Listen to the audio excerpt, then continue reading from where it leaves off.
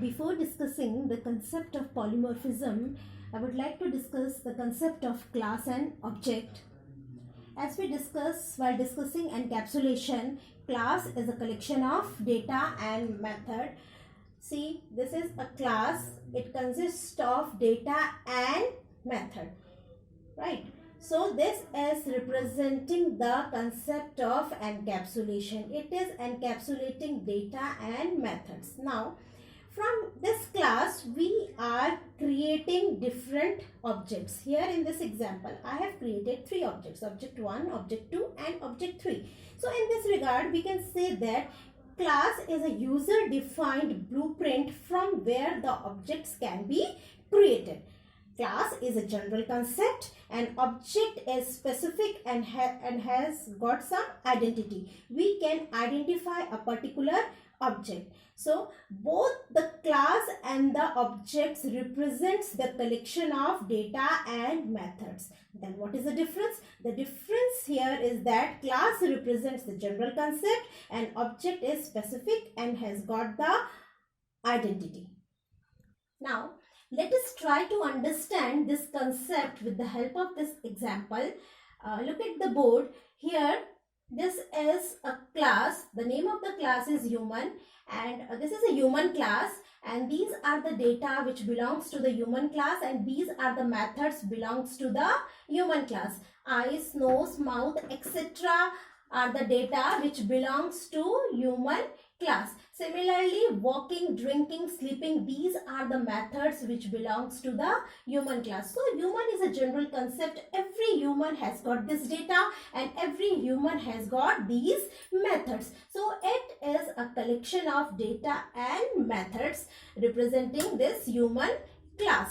Now from this human class, I have derived two objects. Two objects are created using this human class, object 1 and object 2. The name of object 1 is Ravi and the name of object 2 is Amit. Now you see this object Ravi and Amit are also having eyes, nose and mouth, and they are also having the same methods, walking, drinking and sleeping. But now here in this case, we can identify Ravi and Amit with the help of these attributes. These are the attributes using which we can identify Ravi and Amit. So this is the difference between the class and the object. Class represents the general concept and object is specific which we can identify.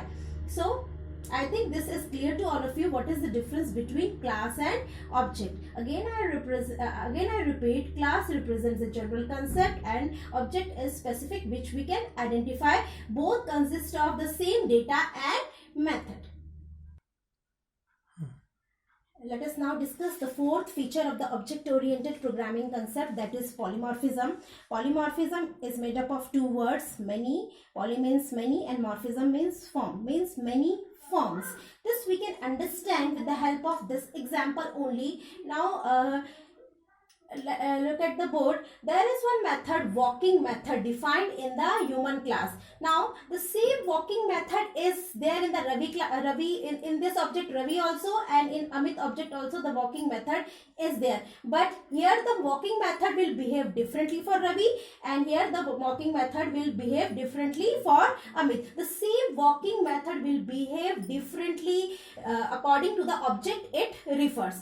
As we all know that the walking style of different human beings are different from each other. So the walking of Ravi will be different from the walking style of Amit. Or it is because of this method only which is behaving in a different way when it refers to the different object. So the same method, the same walking method has got many forms according to the object it refers. And this concept is known as polymorphism. Here a single method is there and which is behaving in a different form in a different object. Students, I hope the concept of polymorphism is clear to all of you with the concept of class and object, and with this we are concluding this chapter number 1, and I have also given one assignment to you people with this video. Go through the assignment, do it nicely, and if any doubt feel free to ask, and in the next session we'll start with the next chapter. Have a nice day.